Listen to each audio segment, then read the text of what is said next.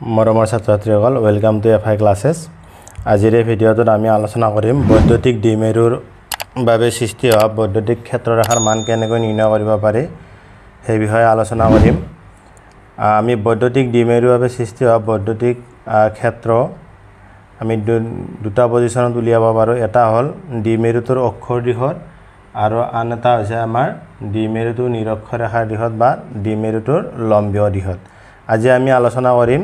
বৈদ্যুতিক দ্বিমেৰুৰ অক্ষৰ কোণবিন্দুত বৈদ্যুতিক ক্ষেত্ৰৰ মানৰ বিষয়ে বা ইয়াৰ প্ৰকাশ ৰাশিটো উলিয়াম আমি এতিয়া চোৱা ইয়াৰ আগৰ ভিডিঅ'টোত আমি বৈদ্যুতিক দ্বিমেৰুৰ ধৰ্ম বৈদ্যুতিক দ্বিমেৰু কি দ্বিমেৰু ভ্ৰামক কি এই বিষয়ে আমি ইয়াৰ আগৰ ভিডিঅ'টোত আলোচনা কৰিছো যিসকল ছাত্ৰ-ছাত্ৰীয়ে আগৰ ভিডিঅ'টো চোৱা নাই বা বৈদ্যুতিক দ্বিমেৰুৰ কথাখিনি ভালদৰে গম পোৱা নাই তেওঁলোকে মই ডেসক্ৰিপচনত লিংক দি দিছো ইয়াৰ আগৰ ভিডিঅ'টো চাবা কাৰণ বৈদ্যুতিক দ্বিমেৰুৰ কথাখিনি বা দ্বিমেৰু ভ্ৰামকৰ কথাখিনি সম্পূৰ্ণকৈ ভালদৰে জানিলেহে এইখিনি বস্তু বুজি পোৱাত সহজ হ'ব গতিকে আসো আমি আজি আৰম্ভ কৰো বৈদ্যুতিক দ্বিমেৰুৰ কোণ অক্ষত থকা বিন্দুত বৈদ্যুতিক ক্ষেত্ৰ কেনেকৈ নিৰ্ণয় কৰিব পাৰি তাৰ বিষয়ে সো মই ইয়াত টপিকটো লিখিছো তোমালোকে নোট কৰি লবা বৈদ্যুতিক দ্বিমেৰুৰ অক্ষৰ কোণবিন্দুত বৈদ্যুতিক ক্ষেত্ৰৰ মান এটো ইম্পৰ্টেন্ট হয় এক্সামত আহিয়ে থাকে বাৰে সো মই ইয়াত চিত্ৰটো আঁকি থৈ দিছো ইয়াত আৰু মই হেৰি নকৰো মই এটা বেলেগ পেজত তোমালোকক চিত্ৰটো আঁকি বুজাই দি আছো সোৱা আমাৰ সাপোজ এটো এটা দ্বিমেৰু এটো মাইনাস কিউ আধান আৰু এটো প্লাস কিউ আধান আৰু দ্বিমেৰুটোৰ নাম এ আৰু বি এ বি এটা দ্বিমেৰুটোৰ আধান হৈছে মাইনাস কিউ আৰু প্লাস কিউ কিয় লাগে আমি ইয়াৰ আগৰ ভিডিঅ'ত আলোচনা কৰিছিলো যে দ্বিমেৰুটো আমাৰ আধানৰ মান সমান হ'ব লাগিব কিন্তু বিপৰীত আৰু এই দ্বিমেৰুৰ মাজৰ আধান দুটাৰ মাজৰ ব্যৱধান কিমান টুৱাইজ এ আৰু এই দ্বিমেৰুটোৰ কেন্দ্ৰ আমি ও বুলি লৈছো এতিয়া চোৱা যদি এৰ পৰা বিৰ ব্যৱধানটো টুৱাইজ এ হয় তেনেহলে এ আৰু ওৰ ব্যৱধানটো আমাৰ কি হ'ব এ হ'ব আৰু ওৰ পৰা বিৰ ব্যৱধান হ'ব এ এতিয়া চোৱা আমি অক্ষৰ দিশত যেটো লম্বা দ্বিমেৰুটোৰ অক্ষৰ বিন্দুটো ল'ব লাগিব গতি আমাৰ অক্ষৰ দিশত এটো সাইডত ললো কোনবা এটো সাইডতো ল'ব পাৰে গতি আমি সাপোজ পি এটা ইয়াত বিন্দু ললো এই পি বিন্দুটো আমি বৈদ্যুতিক ক্ষেত্ৰৰ মান উলিয়াম কোনে সৃষ্টি কৰিছে এই দ্বিমেৰুটোৰ বাবে সৃষ্টি হোৱা বৈদ্যুতিক ক্ষেত্ৰৰ মান আমি পি বিন্দুত নিৰ্ণয় কৰিম এতিয়া এই পি বিন্দুটো আমি যেটো দ্বিমেৰু আছে সেই দ্বিমেৰুৰ মধ্যবিন্দু বা কেন্দ্ৰৰ পৰা আমি ধৰি ললো r দূৰত্বত লৈছো পি বিন্দুটো দ্বিমেৰুটোৰ কেন্দ্ৰ ওৰ পৰা r দূৰত্বত লোৱা হৈছে এতিয়া চোৱা যদি আমাৰ কেন্দ্ৰৰ পৰা পি বিন্দুৰ দূৰত্ব r হয় তেনেহলে চোৱাছো এই বিন্দুটোৰ পৰা পি বিন্দুৰ দূৰত্ব কিমান হ'ব তোমালোকে চোৱা এটো ভাবি যে চোৱা এৰ পৰা ও লৈ আছে স্মল এ দূৰত্ব আৰু ওৰ পৰা পি লৈ আছে r দূৰত্ব গতি আমাৰ এৰ পৰা পি বিন্দুৰ দূৰত্বটো কিমান হ'ব আমাৰ r + a তাৰ পিছত আমাৰ চোৱা এতিয়া বি বিন্দুৰ পৰা আমাৰ পি বিন্দুৰ দূৰত্বটো লাগিল এতিয়া বি বিন্দুৰ পৰা পি বিন্দুৰ দূৰত্বটো কিমান হ'ব চোৱা আমাৰ ওৰ পৰা পি বিন্দুৰ দূৰত্ব r আকৌ ওৰ পৰা বি বিন্দুৰ দূৰত্ব a আমি যদি OP ৰ পৰা OB টো মাইনাস কৰি দিও তেনেহলে BP খিনি পাম সো ইয়াত OP ৰ পৰা যদি আমি OB মাইনাস কৰো তেনেহলে আমি কি পাম BP পাম হয়নে গৰি তেনেহলে আমাৰ OB ৰ দূৰত্বটো OP ৰ দূৰত্বটো হৈছে r আৰু OB ৰ দূৰত্ব হৈছে a গতি r মাইনাস আছে তাৰ মানে আমি ক'ব পাৰো B বিন্দুৰ পৰা P বিন্দুৰ দূৰত্ব r - a এতিয়া চোৱা এই প্লাস কিউ আধানৰ বাবে P বিন্দুত বৈদ্যুতিক ক্ষেত্ৰৰ সৃষ্টি হ'ব আৰু তাৰ দিশটো এনেকুৱা হ'ব এটো দিশত আৰু আমি জানো প্লাস কিউ আধানৰ বাবে সদায় আধানটোৰ পৰা বাহিৰৰ দিশত বৈদ্যুতিক ক্ষেত্ৰ দিশ হয় গতি এটো আমি E2 বুলি লিখিলো আৰু এই মাইনাস কিউ আধানটোৰ বাবে পি বিন্দুত বৈদ্যুতিক ক্ষেত্ৰৰ সৃষ্টি হ'ব আৰু তাৰ ডাইৰেকশনটো হ'ব এনেকুৱা হয় কাৰণ মাইনাস কিউৰ ক্ষেত্ৰত বৈদ্যুতিক ক্ষেত্ৰৰ দিশটো সদায় আধানটোৰ পিনে ভাল সাইডত হয় গতি এইটো আমি E1 বুলি লিখিলো হৈছে এতিয়া তোমালোকে এটা কথা মন কৰিছানে যে আমাৰ ইটোৰ মান বেছি হ'ব নে ই1ৰ মান বেছি হ'ব যেহেতু আমাৰ পি বিন্দুটো প্লাছ কিউ আধানৰ পৰাই ওচৰত আছে সেইকাৰণে আমাৰ এই ইটোৰ মানটো কি হ'ব বেছি হ'ব আৰু মাইনাছ কিউ আধানৰ পৰা পি বিন্দুটো দূৰত আছে আঁতৰত আছে বেছি সেইকাৰণে আমাৰ ই1ৰ মানটো কম হ'ব তাৰ মানে আমাৰ ইয়াত ই2 গ্ৰেটাৰ দেন ই1 এটো কেনেকৈ গম পাওঁ চোৱা আমাৰ বৈদ্যুতিক ক্ষেত্ৰৰ যেটো ফৰ্মুলা আছে 1/4 pi epsilon naught q divided by r square আমি ইয়াত ই প্ৰপোৰ্শনেল টু 1/r স্কয়াৰ লিখিব পাৰো এটো ধ্ৰুৱক বুলি ধৰিলে গতে আমাৰ দূৰত্বৰ ব্যস্তানুপাতিক তাৰ মানে দূৰত্ব যিমান বেছি হ'ব বৈদ্যুতিক ক্ষেত্ৰৰ মানটো হিমানে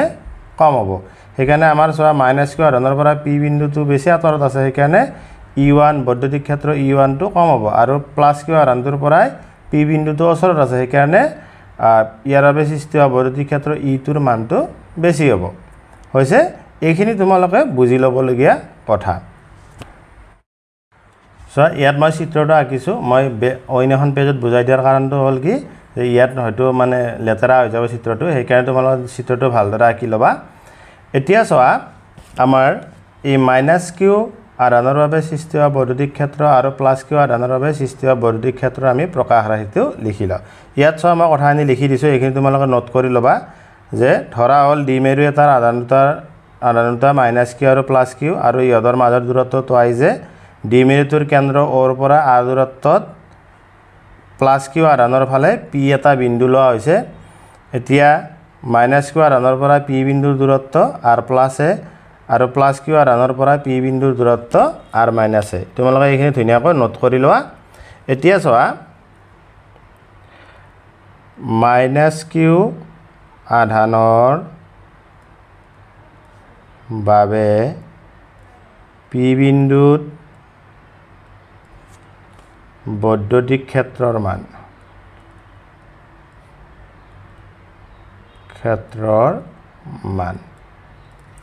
আমাৰ বৈদ্যুতিক ক্ষেত্ৰ আমি ইয়াত ই1 বুলি লিখিছোঁ মাইনাছ কিউৰ বাবে গতিকে E1 equal to 1/4 pi epsilon not আধান কি আছে আমাৰ কিউ আমি ইয়াত চোৱা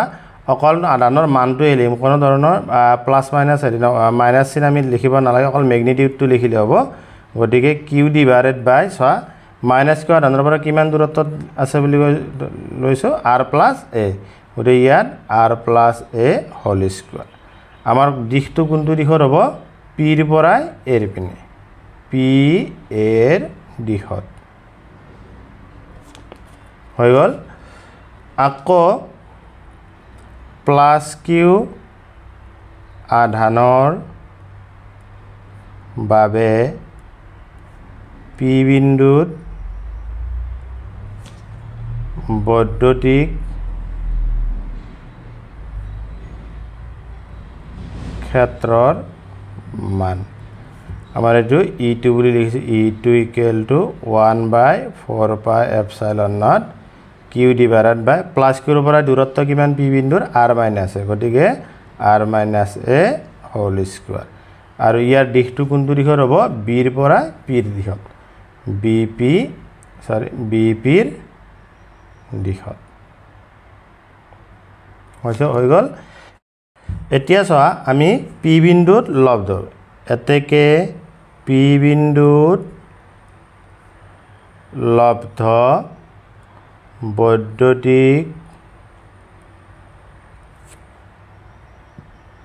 ক্ষেত্ৰৰ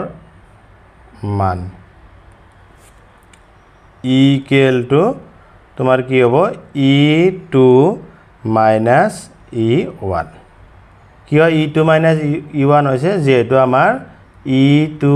গ্ৰেটাৰ দেন ই1 তাৰ মানে চোৱা আমাৰ ইয়াত চিত্ৰটোত চোৱা তোমালোকে যে আমাৰ কি যে ই1 আৰু ই2ৰ যিটো ডাইৰেকশ্যন আছে সেইটো বিপৰীত দিশত আছে আৰু আমাৰ ই2ৰ মানটো যেহেতু ই1তকৈ বেছি গতিকে আমি ই দুটাৰে যদি পাৰ্থক্য তোলা সেইটো হ'ব আমাৰ কি পি বিন্দুত লব্ধ বৈদ্যুতিক ক্ষেত্ৰৰ মান হয়নে এইটো গতিকে আমাৰ সেইকাৰণে আমি ইয়াত কি লিখিছোঁ যে লব্ধ বৈদ্যুতিক ক্ষেত্ৰ ই ইকুৱেল টু ই2 মাইনাছ ই1 এতিয়া আমাৰ ইয়াৰ ভেলুবিলাক পুট কৰি দিয়া ইকুৱেল টু ইউটোৰ মান আছে 1 ইটোৰ মান 1/4 pi epsilon naught q divided by r minus a whole square minus 1/4 pi epsilon naught q divided by r plus a whole square হৈ গল আমি দিশটো পিছত লিখিম কোনটো দিশত হ'ব এতিয়া চোৱা ই ইকুৱেল ইয়াত যিখিনি কমন টাৰ্ম আছে সেইখিনি কমন লৈ লোৱা 1/4 পাই এপসাইলন নট আৰু কিউ আমি এইখিনি কমন লৱা বাৰু কিউ ডিভাইডেড বাই 4 পাই এপসাইলন নট আমাৰ ইয়াত থাকিব 1/r minus a whole square minus 1/r plus a whole square E equal to q by 4 pi epsilon naught এতিয়া তুমি এটোটা লসাগু লোৱা লসাগু ললে আমাৰ r minus a whole square r plus a whole square হল এতিয়া সো ইয়াত r minus a whole square আছে গতিকে আমি ইয়াত কি লিখিব লাগিব r plus a whole square হ'ব মাইনাস ইয়াত তলত r plus a আছে r plus a whole square আছে গতিকে আমি r minus a whole square ওপৰত লিখিব লাগিব হৈ গল এতিয়া সোৱা e equal q by 4 pi epsilon naught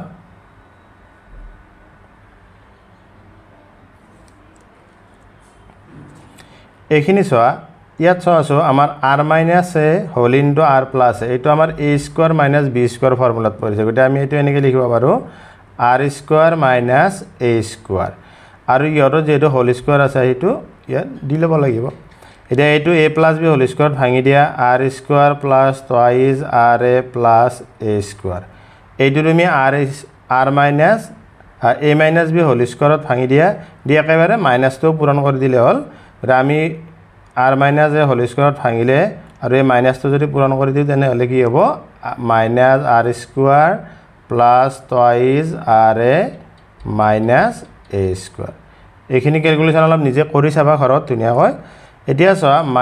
minus r square plus r square cancel hall plus a square minus a square cancel হল এতিয়া চোৱা আমাৰ কি আহিব e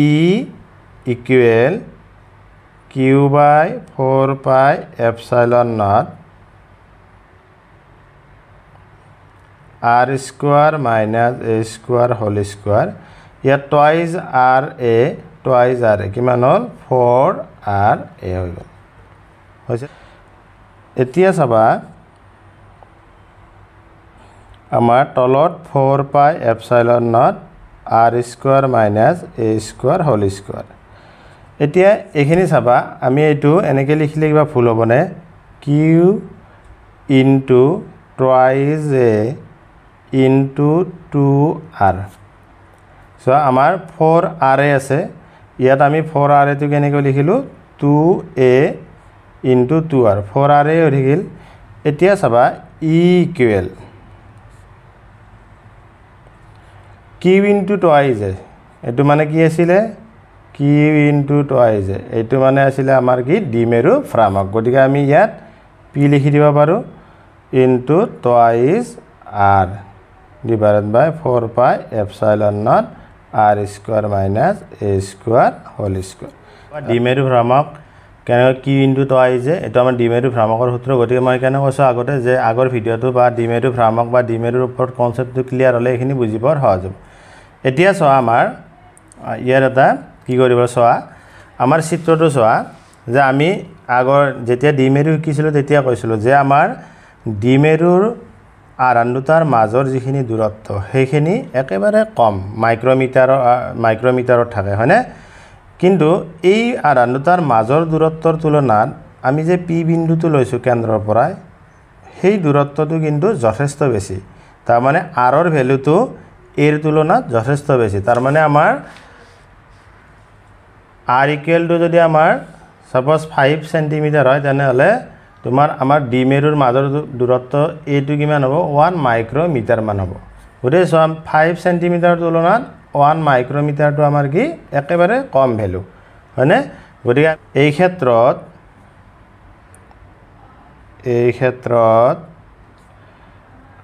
r is very greater than a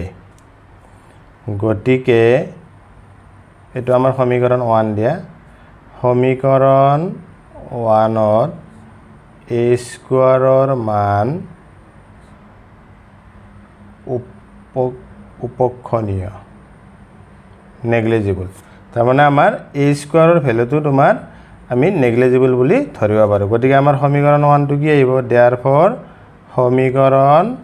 1 equal কি হ'ব e equal to p into twice r divided by 4 pi epsilon naught এটো যদি a2 নাই 0 বুলি ধৰো জানালে কি হ'ব r স্কয়াৰ হোল স্কয়াৰ হল এতিয়া সোয়া equal to p into twice r 4 pi epsilon naught r square whole square মানে কি হ'ব r to the power 4 ইয়াৰ এটা r ক্যান্সেল গল কিউব থাকিল গতিকে আমাৰ e equal to p into 2 4 pi epsilon naught r cube আমি এটো এনেকে লিখিব পাৰো twice p 4 pi epsilon naught r cube এটো হৈছে তোমাৰ দ্বিমেৰুৰ কোণ অক্ষত থকা বিন্দুৰ বৈদ্যুতিক ক্ষেত্ৰৰ প্ৰকাশ ৰাশি এটো কিউবটো ওপৰত ভালদৰে লিখি হৈছে এটা ইয়াৰ দিশটো কেনেকুৱা হ'ব সোয়া যেটো আমাৰ ইয়াত সোয়া চিত্ৰটোত ইটোৰ ভ্যালুটো আমাৰ বেছি আছিল মানে প্লাস কিউ আৰ আন্দাৰ সৃষ্টি হোৱা বৈদ্যুতিক ক্ষেত্ৰৰ ভ্যালুটো বেছি আছিল গতিকে আমাৰ এই যেটো লব্ধ বৈদ্যুতিক ক্ষেত্ৰ আছে সেই ক্ষেত্ৰৰ দিশটো সদায় ইটোৰ দিশতে হ'ব গতিকে আমি দিশটো কি লিখি দিব পাৰো বিপিৰ দিশত বুলি লিখিব পাৰো গতিকে আমি ইয়াত দিশটো কি লিম বিপিৰ দিশত হৈছে গতিকে এইখিনি আছিল আমাৰ দ্বিমেৰুৰ অক্ষৰ কোণ বিন্দুত বৈদ্যুতিক ক্ষেত্ৰৰ মান বা প্ৰাবল্য নিৰ্ণয়ৰ এটো প্ৰকাশ ৰাখি হয় গতিকে তোমাক পৰীক্ষাৰে এটো কোৱেশ্চন সুধিয়ে থাকে বাৰে বাৰে গতিকে তোমালোকে ভালদৰে নোটখিনি কৰি লোৱা আৰু যিসকলে চেনেলটো নতুনকৈ চাই আছে তেওঁলোকে চেনেলটো সাবস্ক্ৰাইব কৰিবা আৰু বন্ধু বান্ধৱীৰ গ্ৰুপলৈ ভিডিওটো শেয়াৰ কৰি দিবা ইয়াৰ পৰৱৰ্তী ভিডিওৰ আমি নিৰক্ষৰেখাত বা বিষুৱ সমতলত থকা কোণ বিন্দুত ক্ষেত্ৰ প্ৰাবল্যৰ প্ৰকাশ ৰাশি নিৰ্ণয় কৰিম